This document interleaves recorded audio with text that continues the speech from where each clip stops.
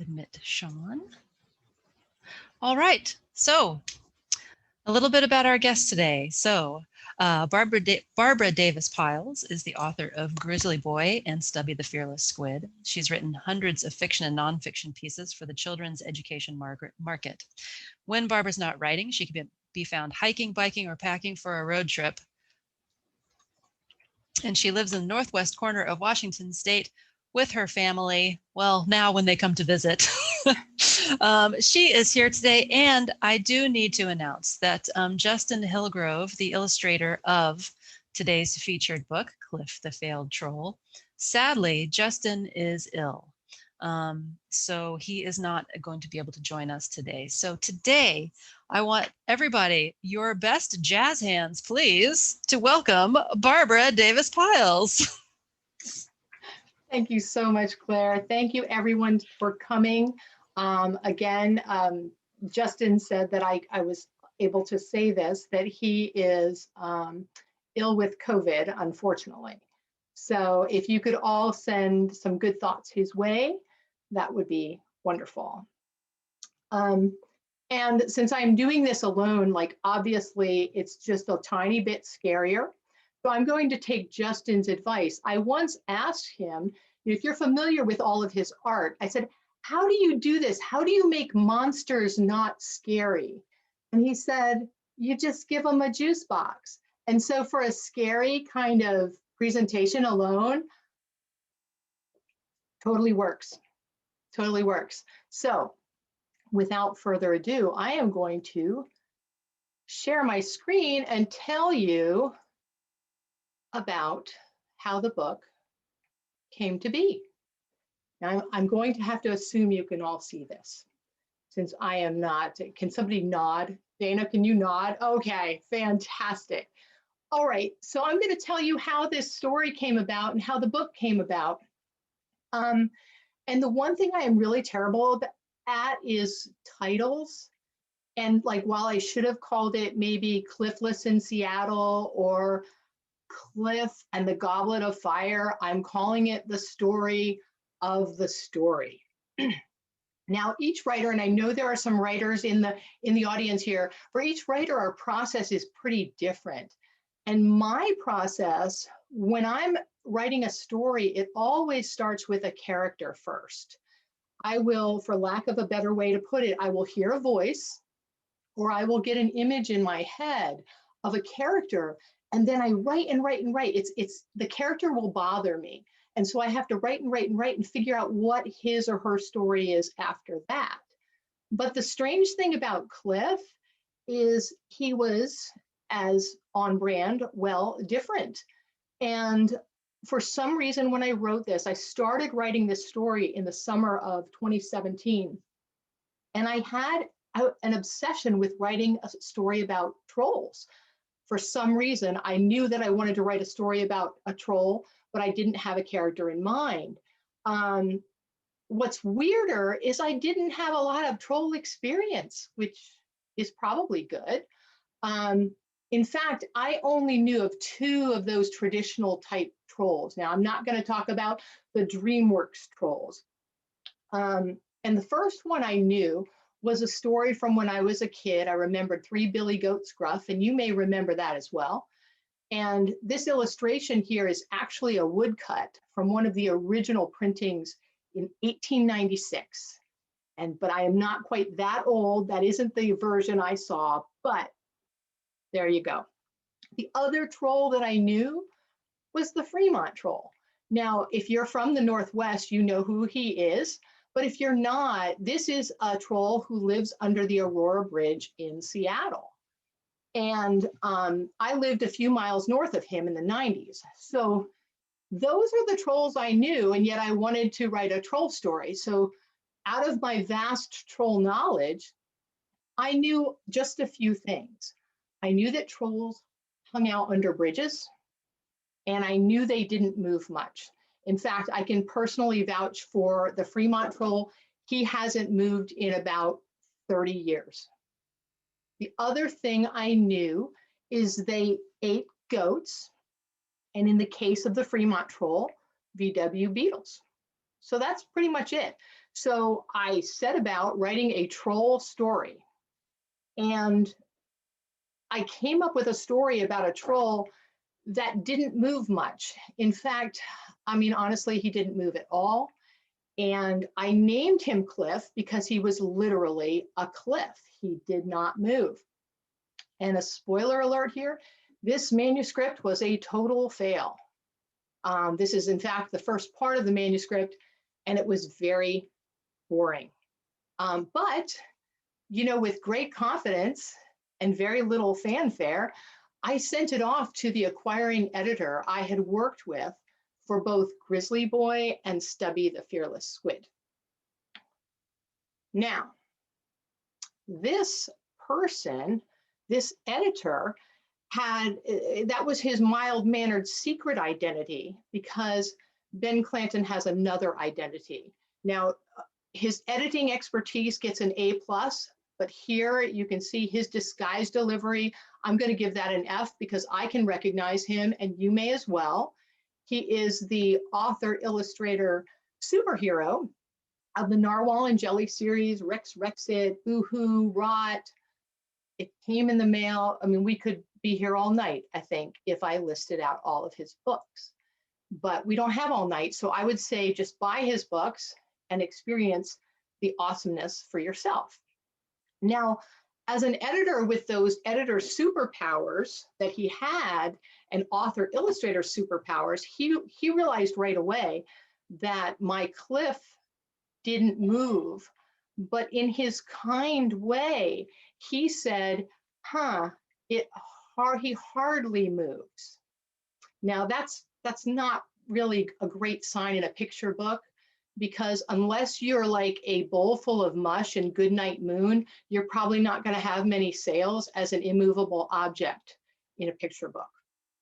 But he said something else in his feedback which saved the day. He said these wise words. He said that the Cliff character might be hard to relate to because most kids, of course, have a really, really hard time sitting still. And when I read that feedback, I said, duh, how did I forget this? I actually raised 2 wiggly kids to adulthood. Many years ago in my work as a psychologist, I worked with wiggly kids, but somehow that completely slipped my mind. But I took that to heart. I got over my embarrassment of kind of forgetting that. And then I said the magic words. And the magic words were what kept Cliff from just staying a sad file on my computer. And the magic words are words that you can use if you're writing a story or you're having a life. Now, I'm sure all of you are aware of those magic words of please and thank you, but these are different ones. These are the magic words of what if. Now, if you're writing a story, what you do is you say what if, and then you think of all the trouble you can throw at your main character, because trouble is what makes stories interesting. Now, if you're having a life, you say what if, and you think of all the ways you can make your life more awesomer, and then you go and do those things. And so I said, what if Cliff is not like a normal, regular troll? What if he's really different? What if he can't sit still like those normal trolls do? Then I knew I had a character. And that's a great sign for me. I knew this character very well. He was different. He couldn't sit still. But what do you do with a wiggly troll? I had absolutely no idea. But as luck would have it, the summer I was writing this manuscript, my daughter was working as an educator and deckhand on the Adventuress. Now, if you may not be familiar with the Adventuress, but this schooner is over 100 years old. It sails all around the Puget Sound, and it educates groups of children and grown-ups about the environment and about sailing. And thanks to my daughter, I had the opportunity of doing a day sail. And let me tell you, it was super, super fun. If you have a chance, please go for it. And I was kept very, very busy. There's so much to do on a sailing ship. You know, you've got to raise those sails. When you bring them down, you have to do this thing called flaking. There's rope everywhere. And I know that Grace, my daughter, is in the audience, and she'll say, sailors call them lines, but we're not going to split those hemp hairs today, Grace. They're rope. And you have to coil the rope, and there's knots to make, and you have to keep watch, and you have to keep everything clean. So you are very, very busy again. And here I am on the ship that day, and I'm doing what they called flaking, and that's when they bring the sail down and you kind of help fold the sail into these accordion folds. Now, here's the thing about writers. You know, we go about our business looking relatively normal, or hoping we do, but what's going on in our heads if we are working on a story, at least for me, is something entirely different. So while I was there being very busy, what was really in my head was trolls, trolls, trolls. What am I going to do with this troll? I don't know what his story is. What do you do with a wiggly troll? Boy, I'm exhausted. I am so busy on this ship. There is so much to do. And then it hit me. And I knew exactly where Cliff would be happiest. And then the story came together pretty well after that, pretty quickly, as to where he would belong. And I am going to read the story to you at the end of this, so you'll know what I'm talking about. So then the manuscript got a yes, and I was thrilled. And then I was even more thrilled when Justin Hillgrove was chosen as the illustrator. And then he said yes. Now, Justin, I wish he were here, because this would be the part that he would take over and talk about his process. And so for a moment, I want you to imagine that I am far cooler, more cool than I really am, because Justin would be totally cool right now. Now, Justin Hillgrove, he has a website. He's been an artist for many years. He said he's been drawing since he was a teen. And you can find his work on impsandmonsters.com. He does fine art. He works in acrylics and watercolor. I think that's his preferred, those are his preferred mediums. He also designs toys. He's done comic books, just a world of things. And when he said yes to the book, he actually decided to venture more into digital art, because he anticipated that there might be changes. And this was, in fact, his first illustrated children's book. So we anticipated there might be changes, and there were. And so it was a wise choice to do digital art. And so from the get-go, though, these were the first drawings he sent. And this was his drawing of Cliff. And when I saw this, I was just thrilled. This is the most adorable troll that I've ever seen. And what I learned was that Justin knows a lot more about trolls than I do, because he had this whole world of trolls. In fact, Cliff is a young meadow troll. And apparently, these are all trolls that are found in the Pacific Northwest. And then he drew more.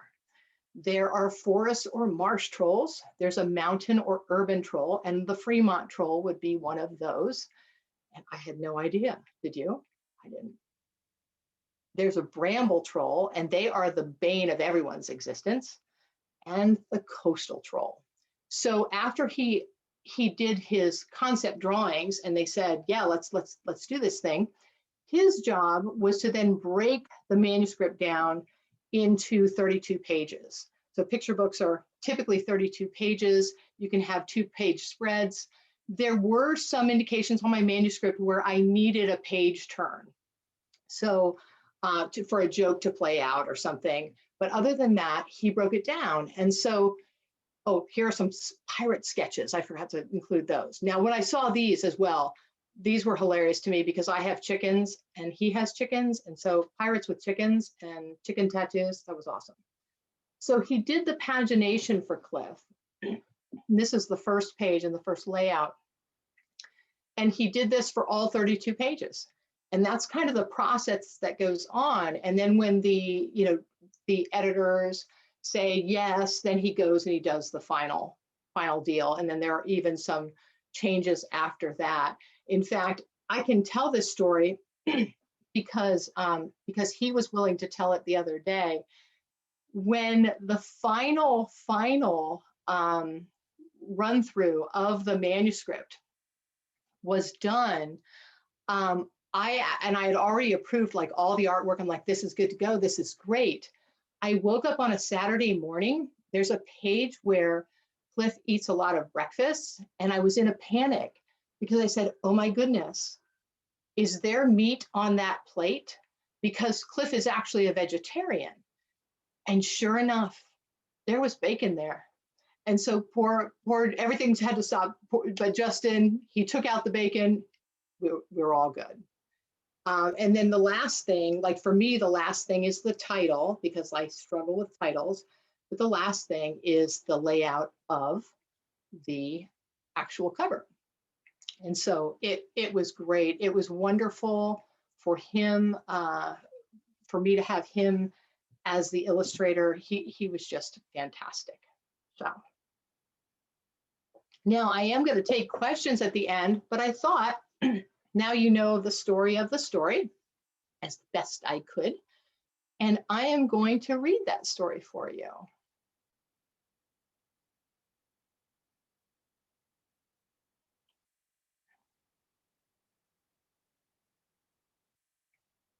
Here we go. Cliff, the failed troll. Warning, there be pirates in this book. Cliff was a failed troll. Anyone could see that on the first day of school. Ahoy! Ahead. When the other students used the proper troll hello. Go away. In class, the other students could sit still for weeks. Cliff fidgeted, fussed, and fiddled his fingers into knots. Wow, that looks like a sailor's hitch. Every day he was asked the same question. Do you have ants in your pants? Every day he checked. No. Field trips were no better. Whenever a wisp of wind tickled his ear whiskers, Cliff couldn't keep from singing, "My body lies over the ocean." The other students were as musical as gravel. Ouch. So it was no surprise that Cliff's final report card looked like this. Bridge building, F. Stony staring, F. Moss management, F. He even got an F In goat gobbling. I'm a vegetarian. That's fine with me. I don't want to be a troll anyway. I want to be a pirate. You're kooky. Trolls are land lubbers. Yeah, We love the land. Cliff signed up for pirate school that very day, packed his things, and set off for the sailor's sea. He was so excited and in such a rush that he didn't watch where he was going. So, of course, he slipped on a banana slug. I'm so sorry. Are you hurt? No. Then why are you crying? I'm crying because I can't wear an eye patch. And that means I can't be a pirate. Ah! Shiver me hearties. You don't need an eye patch. I'm going to be a pirate, and I don't even have a parrot. Wait, what did you say your name was? Polly.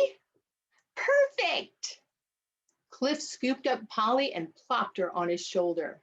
Yay! I mean, yoo-hoo-hoo! We'll be the best pirate team the world has ever seen. When Cliff and Polly got to pirate school, anyone could see that they were, well, different. I mean, ahoy! Cliff's heart sank. He did not want to be a failed pirate, too. Ahoy! In class, Cliff never sat still. There was too much to do. Swashbuckle! Sword dicks! Button hatches! Beat to quarters! And there was plenty of rope for fiddly fingers. Round turn and 2 half hitches? Cliff tried very hard, but sometimes he messed up, like when he ate too many breakfasts or tied too many knots, which happened a lot. To make matters worse, the sea was breezy, and while Cliff tried to keep his singing to a hum, Polly always joined in, so Louder! Hey ho, and away we go!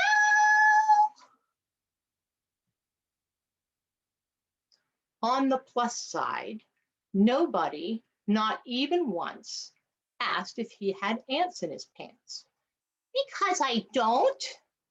And nobody called him kooky, but nobody called him clever either. So the night before report cards came out, Cliff's timbers were shivering too much to sleep. At first light, he found his grades posted on the mast. Cliff took one look and was flabbergasted. Cliff and Polly.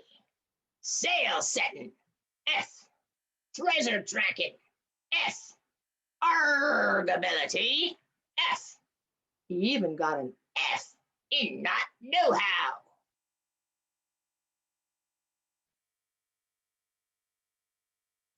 Fantastic.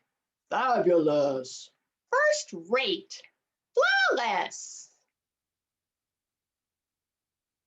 Because pirates are, well, different. The end. So,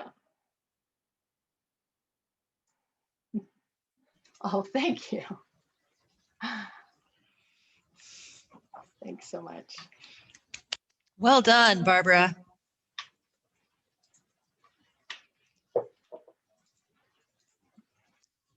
Yay, so now it's Q&A time, yes? Yes. Does anybody have it? I mean, people, since this is an intimate gathering today on Zoom, feel free to either unmute yourselves and just fire away, ask the questions, or people can just just type them into the chat. We welcome audience engagement.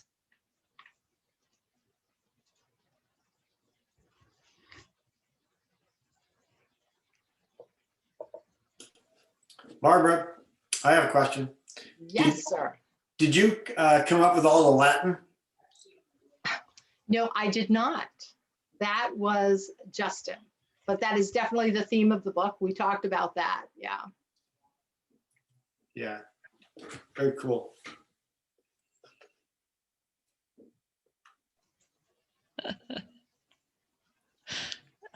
That's funny. Beth Stickley says that her dog likes the sound of Cliff's voice.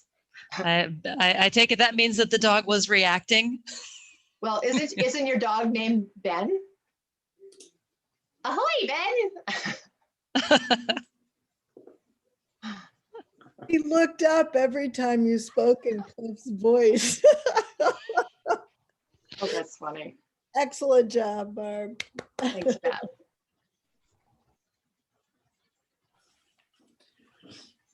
What kind of, so that's a banana slug and she's English? Well, her family is from British Columbia. Aha, Okay. And actually, yeah, her family, but that's for my daughter who is stuck in England and hasn't been home in a year. So Yeah. Stuck. stuck. It's a good kind of stuck, I think, if you're in England. So Kennedy wants to know a little bit about your writing habits. How do you get the work done? How Kennedy do I get the work asks. done?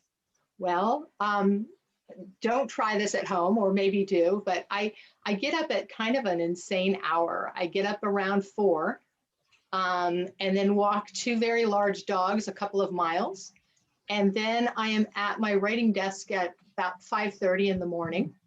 And that way I can get a couple of hours in before the rest of the world wakes up. And so I get a lot done in the morning, and then the rest of the day is kind of catch as catch can. If I'm in the middle of a manuscript, I actually can't stop thinking about it, and I'll write anywhere at any time, at stoplights. I always carry a little notebook with me. I burn dinners. I do, just I'll put everything down to kind of write lines or figure things out. We're getting lots of comments on your reading voice, on your Oh, voice dear. voice acting. Is that a Compliments, good thing? compliments, Oh, compliments. compliments. I thought you Yes. said comments. Yeah. Well, they're good comments. Do you ever plan to do? John Green wants to know if you have any plans to do an audio book or any kind of audio work. Oh, I would love to. I've never sought that out, but that would be fun. Yeah. Because voices are fun. Yes. And Dawn Simon says that she loves your reading voice. Did you get to keep any? Do you have any original art from the book? I don't. I don't have any original art from the book. Okay. But yeah. He did it all digitally, so it's kind of, Yeah, hard to have an original. Yeah, I mean, I have everything he sent digitally. I guess I do, I guess I do. Yep.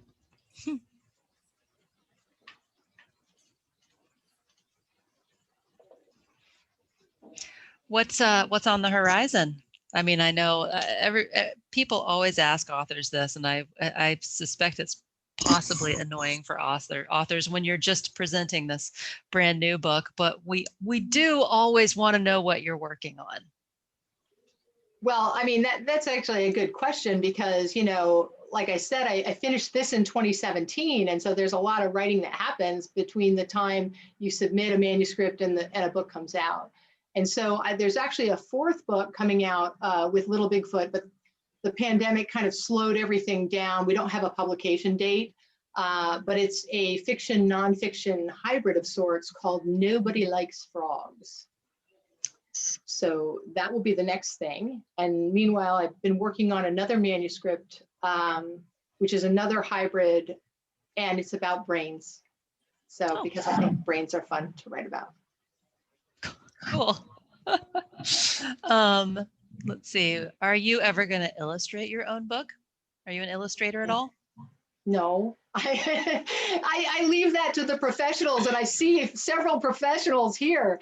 I love to draw, but the whole idea, I don't think I could make a character look like the same character from page to page. That is such an incredible skill. It's not a one-off. It's very difficult, and to make. So.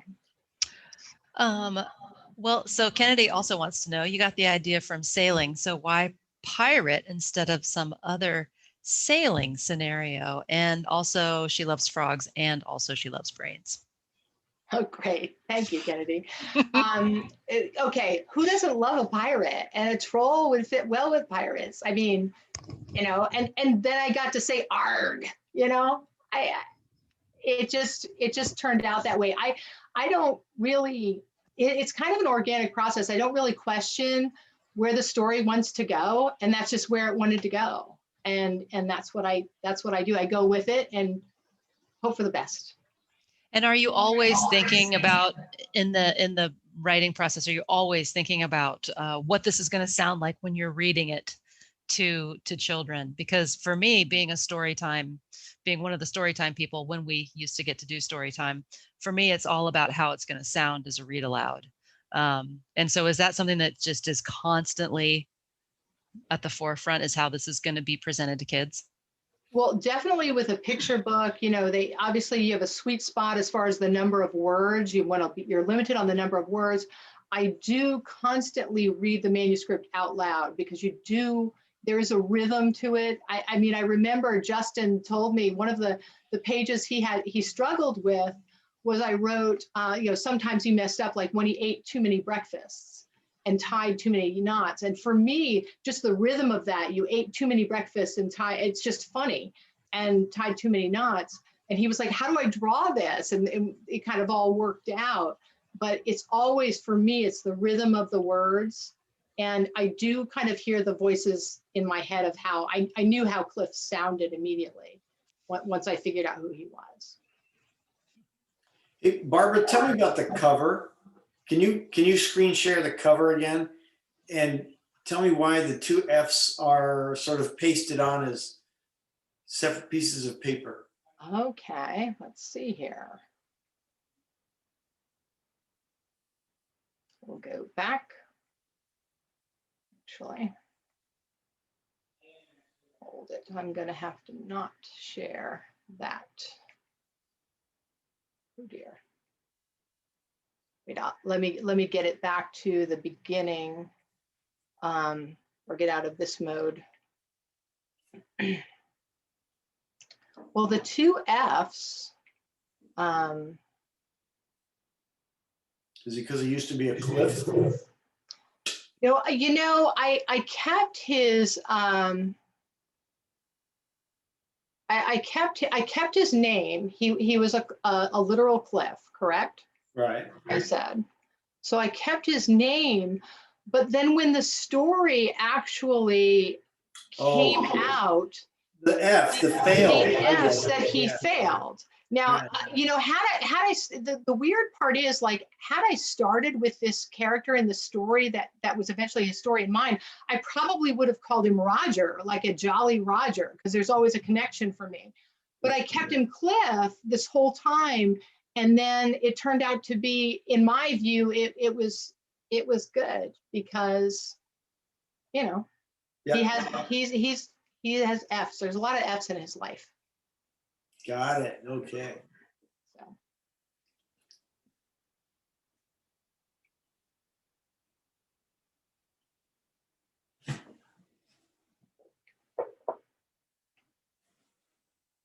Does he have any brothers or sisters? I don't think so. No. No, he's a lone troll. Most trolls are lone trolls, you know. At least I'm learning. I love all your Pacific Northwest references, like this banana slug and the Salish Sea. That's wonderful. Oh, thank you. I knew that I was going to pitch this to Little Bigfoot, and they are definitely of a Northwest focus. And I think it was the Fremont troll that probably, since I lived near the Fremont troll at one point, it probably gave me the idea that a troll is actually a Northwest creature. So.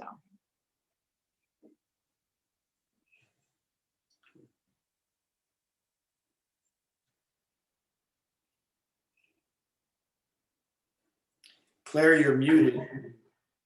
Oh.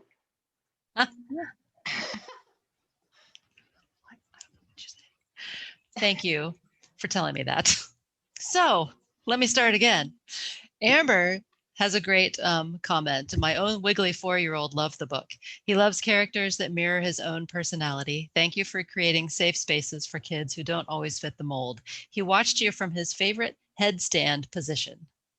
Oh, thank you. That's the best. That's the best. If it connects with kids, that is just so great to hear. Thank you. Yep, that's what it's all about. And then Teresa says, I really like the ending, the twist on the report card. How in traditional school, F stands for fail, while the pirate alternative school, F is for fabulous. Yes, I too appreciated that. I thought that was wonderful. I think that we all have to keep in mind that there's always a place where we fit in. And if we don't fit in some traditional sense, that doesn't mean we fail. That doesn't That doesn't mean necessarily a bad thing. We just have a different place. Like, I mean, I can honestly say I spent my 20s getting a PhD as a psychologist, only to find that, like Cliff, it just wasn't a good fit. So, you know, that happens. You retool or you find where you belong. Yep. So I think maybe then I was muted when I asked if Cliff is going to be available near where your daughter is. I believe it comes out in the UK in March, because Little Bigfoot is actually part of Penguin Random House. So it will be available in the UK. Yay. Yeah. But I will make sure she gets a copy before that. And Frank wants to know if Cliff the Lone Troll, maybe the next in a series. Would you, do you ever consider doing a series? So far your books are standalones, right? Yeah, I would love to. I would love to. I'd love for Cliff and Polly to have more adventures, but I think that's not necessarily up to me. You know, it's up to the publisher as well. And and I know Justin and I have talked about it, and he would love for Cliff to have more adventures as well. Yeah. I don't know what those adventures are, but I'll be there at 5:30 tomorrow morning, maybe trying to figure it out. Right. Well, just because, you know, it's the bookseller in me, I'm putting in the chat the link to the Village Books website where folks can purchase copies of Cliff the Failed Troll. So yes. And for your convenience. You and I have talked about that if they want it personalized, that I'll come down there and sign. Great. You just need to put it in the comments section, correct? Mm-hmm. Yes, if you order online or over the phone, just make sure that you make it clear that you would like to get a signed copy of the book. Oh, Frank said he got his today. I don't think it's signed though. Oh no. Did you already pick it up, Frank? I'll track Frank down. I'll track him down. All right. Yeah, we actually have a bunch of your books that we need signed. We would like all of the titles signed, please. Okay. I will pay you a visit. Yay.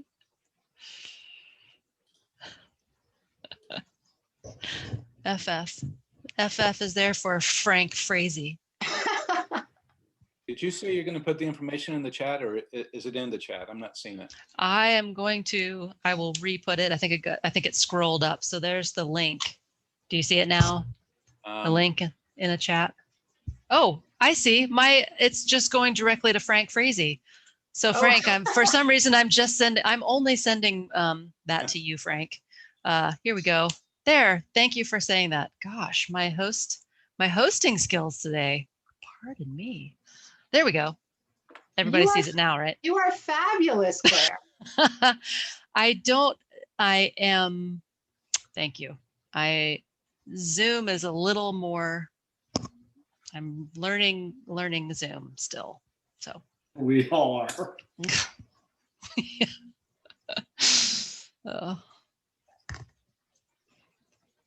Does anybody have any other questions or comments or? Yes, Grace, we're so glad you're here. And Christopher too, even though we can't see you. Yeah, thanks for coming. James, we're also glad to see you. He's from the kitchen. I love it.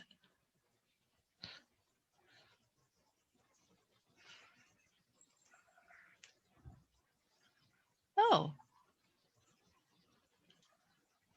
Barbara, do you know the answer to this question? Does Sasquatch Books do dolls or other items to go, like companion toys and things like plush that go with books? They must. I don't believe they have. I'm not sure if they have, but I personally would love to see Cliff as a plush. Mm-hmm. Yes, and Stubby. Oh, Stubby's pretty cute too. Stubby would be a pretty cute plush. Yeah. Stubby's a squid, for those who don't know, but I think you probably all know that, most of you.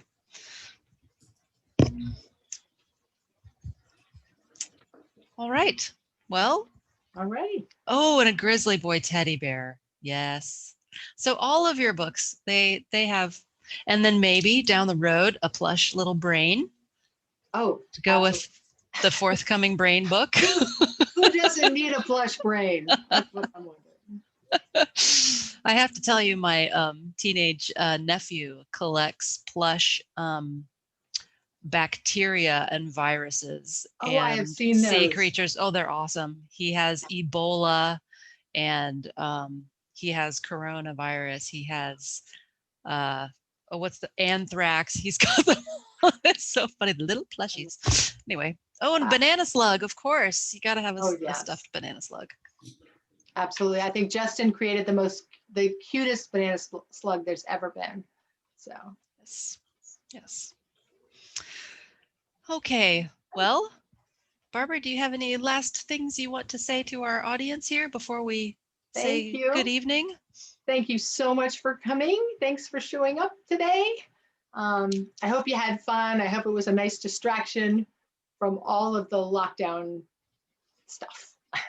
And please send good thoughts to Justin. That would be great. Yes, absolutely. Okay, well, thank you all so much. All right, parting jazz hands. Here we go. Oh, there's Christopher. Bye-bye. Hi, Christopher.